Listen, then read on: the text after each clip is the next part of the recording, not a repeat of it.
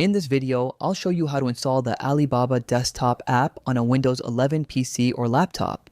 So let's get started. First, open Google Chrome or any web browser on your computer. In the address bar, type alibaba.com and press enter. Once the website loads, make sure you're logged into your Alibaba account. Now, go to the top right corner of the Chrome browser and click the three-dot menu. From the drop-down menu, hover your mouse over Cast, Save, and Share. Then click Install Page as App from the sub-menu.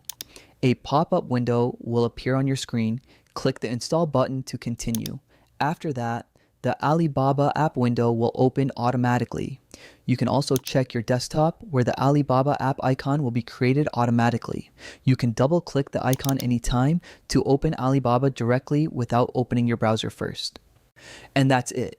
Don't forget to like, subscribe, and turn on notifications for more helpful and easy tutorials.